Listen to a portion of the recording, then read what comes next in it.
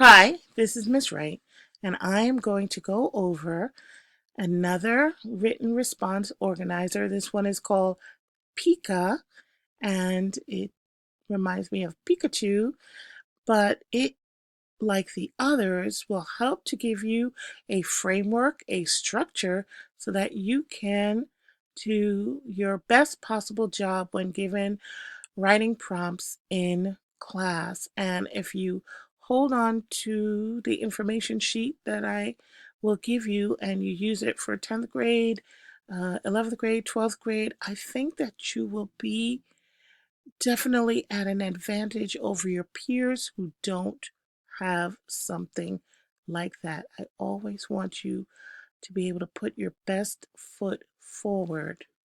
Okay? This information I learned from a young lady online. She's British. She is absolutely brilliant. And her YouTube channel is called Revisionary. And I thank her for sharing. And here we go. So PEEKAH, if you notice, it starts with PEE, which is what the kids learn in the younger grades, which is make your point, find your evidence, and explain.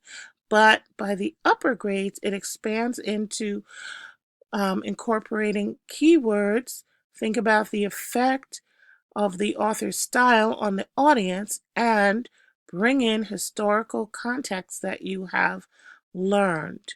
So, point, evidence, explain, keywords, effect on the audience, historical context. So, make your point about something the author is doing. This will become your topic sentence or main idea. Find small, relevant quotes to support your point. Explain your quote in relation to the point. Zoom in on keywords that are essential to responding to the prompt. So you want to look for those adjectives, you want to look for those phrases that are really full of importance, full of meaning, and you want to make sure that you include them in your response. Your teacher's going to be looking to see if you can really zoom in on specific ideas and expound on those specific ideas. Discuss the author's style and its effect on the audience. So think pathos. When an author is wanting us to get emotionally involved, he or she will create a situation where we feel pathos, we feel some kind of connection to the author, to the characters, to we might feel great sympathy for them, great affection for them. Definitely Shakespeare uses that in Romeo and Juliet when we get to feel like these characters are living, breathing people, then you know the author has really sucked you in. Um, Historical context.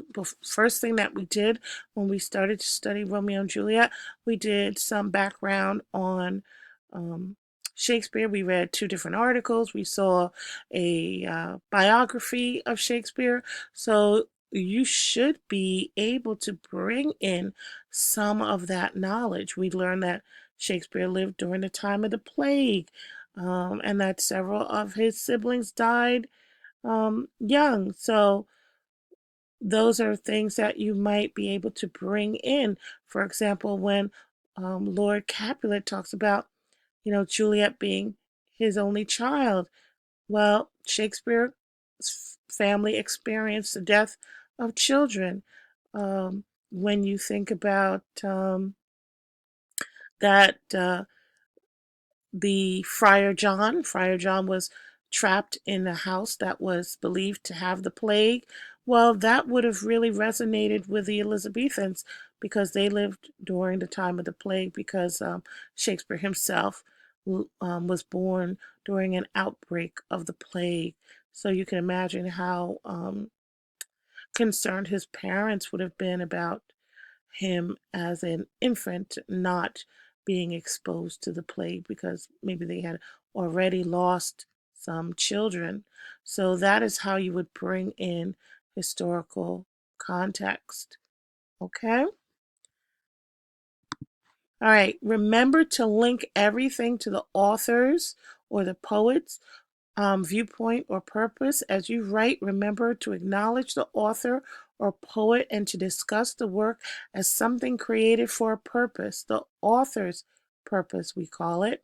The characters and events are artifice, meaning they're a creation of the mind, their imagination, created to make a point or explore a theme or themes that the author has in mind.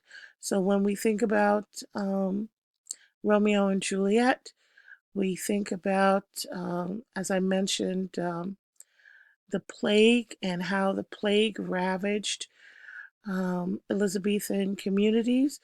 Well, Shakespeare creates a play in which hatred acts like a plague and it ravages that community. It takes innocent lives and it is as pervasive as the plague is. It seems to be that unseen force that is in the air, and people have simply breathed it in, this hatred, and adopted and accepted this hatred and turned against their neighbors. And isn't Shakespeare, in a way, making a statement about how hatred, something that you can't touch, but it can devastate a community through violence just as much as a disease, a pestilence can? Couldn't Shakespeare be saying something about that in his purpose for Romeo and Juliet? Couldn't Shakespeare also be saying something about the power of love and how it makes people courageous? Look how Juliet is transformed by love from a little girl into this bold, daring woman who's ready to do whatever she has to be with her love and is not willing to live without him in the end. Um, from the obedient, childlike 13-year-old to this magnificent female character that Harold Bloom says is really the pinnacle of female characterization in the Western world. So um, isn't Shakespeare saying something positive about love and its ability to empower people and transform people? You could make the case for that. When you think about Romeo and Juliet and you begin to take a step back and really be objective in your observations, you see that Shakespeare is saying a lot of things in this play um, about society, about human nature, um, about the power of love and the destructive force that hate can be. Okay. Once you learn to use the organizers, once you remember them and you learn to use them, they can help you to stay focused under timed writing situations so that you can give the most thorough and insightful response possible. Built into the organizer is a process to force you to think deeply about the prompt.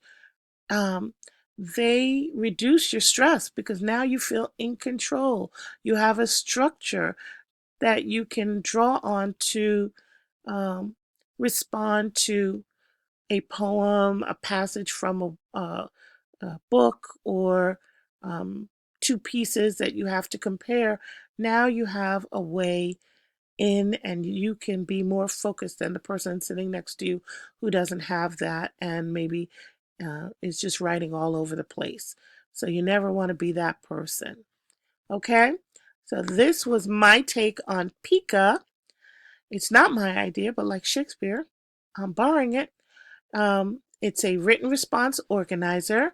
I thank Revisionary for sharing this online, and I hope that you guys get to use it. I will be incorporating it into lessons before the end of the year.